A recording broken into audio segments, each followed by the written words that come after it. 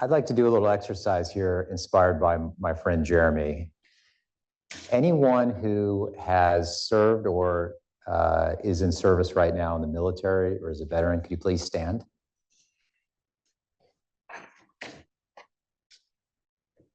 Okay. Anyone that has a family member that has served in the military, is a veteran or the public health service, could you please stand?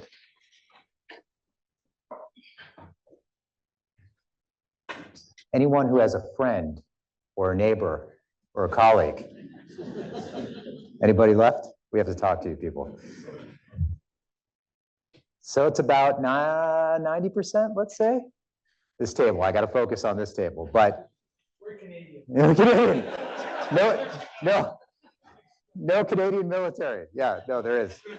You have a robust force. Well, thanks. You can please be seated.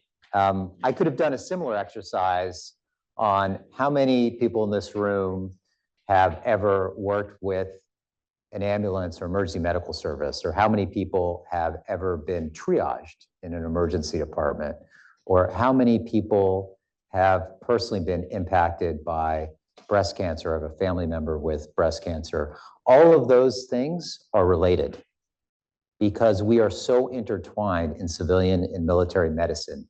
So many of the innovations that we benefit from in the civilian healthcare world are from the military. And so we are tied at the hip. And now today, as some of our previous speakers have explained, we face many challenges.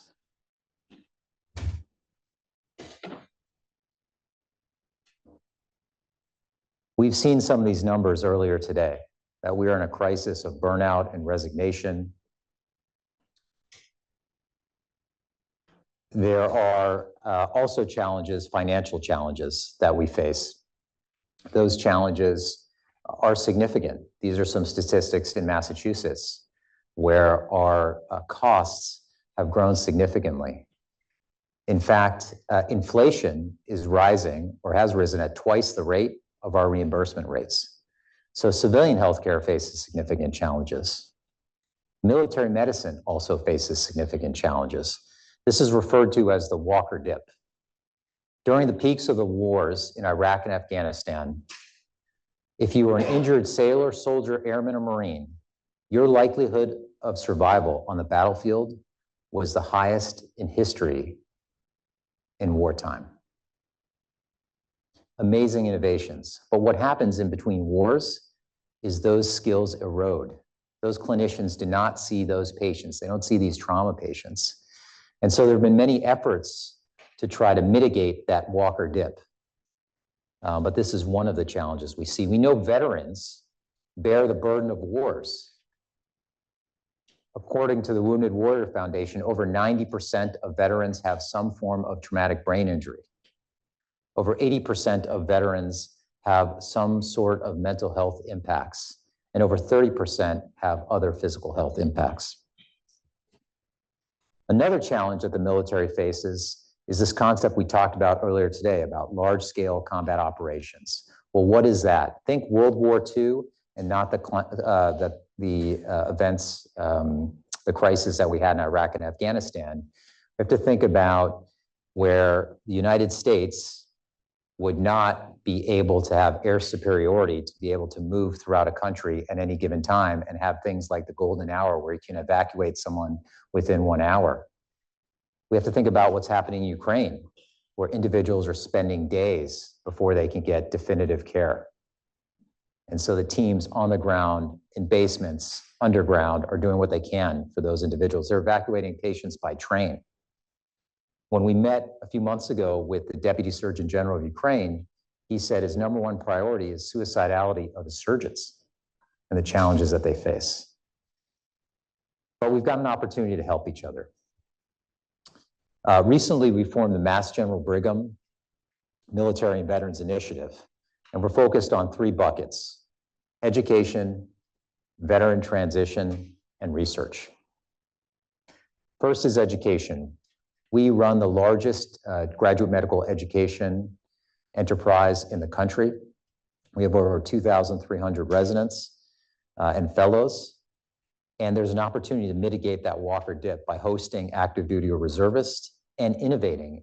We've had some active duty informaticists do our informatics fellowship, and we're thinking about expanding that in addition to residencies to help the military. And by the way, those military clinicians are going to teach us how to be better in certain areas, like mass casualty management, like trauma care.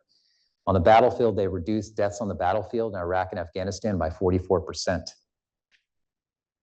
We have over 200,000 preventable deaths in trauma every single year in the United States. So there's opportunities to learn from each other. Veteran transition, there are about 200,000 veterans that transition from the military every single year. Over 60% of those individuals want to continue in service-related jobs. The healthcare industry makes up 20% of our GDP. So there's a great opportunity to leverage those veterans, to bring them in and help educate them, expose them to different opportunities within the healthcare sector. Physician assistant, a nurse, a physician, healthcare administrator, informaticists, and develop pathways to help them launch them in those careers. And they need mentorship. And we started with 2 pilot programs. First is SkillBridge. SkillBridge, if you don't know about it, I would encourage you to take a look at it. Anyone that has a business and is a private or public sector can host SkillBridge interns. They are active duty military members. They're planning to separate from the military. So for up to 6 months, they're paid active duty pay by the Department of Defense to do an internship in a setting. And we just became an official site about 6 weeks ago. We posted a neurosurgeon and a Marine who's working in emergency management, and we're building that program. The second piece is a pilot program that we're hoping to launch in October. We're working with the Department of Public Health and the Executive Office of Veterans Affairs in Massachusetts to leverage medics. So military medics, they're like the Swiss Army knives of medicine in the military. They can do just about anything, right? Procedures, give medications, whatever it may be. They are incredible resources for us. There are about 10,000 that separate every single year from the military, and only about half of them end up in healthcare because they don't have an equivalent credential. They're somewhere between a nurse, a PA, et cetera, right? So we're gonna work, and we are working with the Department of Public Health to do a pilot program where medics can work in 2 of our emergency departments, and they're going to be essentially working as nurse extenders. They're gonna be able to administer medications, do some procedures, and move forward. And we wanna scale that throughout our community. Virginia has a program that's somewhat like this, and we're hoping to learn from them and build this program out. And finally, research. As you well know, Mass General Brigham has the largest private medical sort of research enterprise in the country. But we've got a missed opportunity. Less than 6% of our investigators have ever been involved in DoD-related efforts, funding, et cetera. And this is a place that we want to go, right? Julian is a great example that's worked for many years with the DoD. You see many members here from the DoD, from the VA, and others, right? We want to scale and build that type of work, right? For all of those other clinicians, how do they find grants? How do they write grants? How do they manage those grants? And that's the kind of work that we want to do to help the military. And in that case, everything that we do comes back to our patients back home. A couple examples of some really novel work that people are doing in our system. Brian Edlow, who's a neurologist at MGH, he's built this neuroimaging center that's done some remarkable work.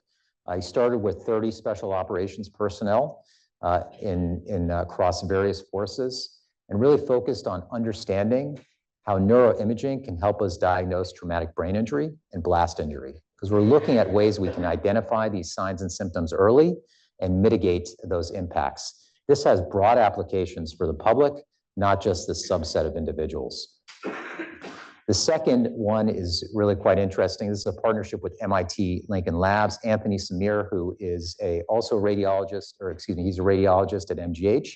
He's done some really novel work at utilizing artificial intelligence to help guide individuals to obtain vascular access with remarkable accuracy. So ultrasound plus AI equals accuracy. And you can imagine this in the hands of essentially laypersons or medics when we're talking about these scenarios of what we call prolonged field care or a long time of duration between when they have to get from the point of injury to back to a hospital. And that, again, can really help us in rural America and in Canada when we have long distances to travel, right? Just had to call you out for a minute. So what's next for us? We built some strategic partnerships. Uniformed Services University, which is the academic home of military medicine. They have a medical school, other allied health care professionals. We signed an agreement last fall. We're working together to partner investigators from Mass General Brigham and USU. So you have individuals from MGB who have expertise in investigation and research, paired with active duty military members and investigators that understand the problem. And we think this is a great fit to tackle these scenarios. Number two is we're working on a partnership with Lincoln Labs, which is right here, about 10 miles away in Lexington. Again, really doing some interesting novel work that we think we can build on. And UMass Lowell has partnered with our sports medicine group on some projects here within the Commonwealth. So we're moving it forward. We're looking for partners, and we want to advance the work. So I'm your last stop, I think, before lunch. I want to turn it over to you, Dr. Goldman, but thanks for your time. Thank you very much. Yep.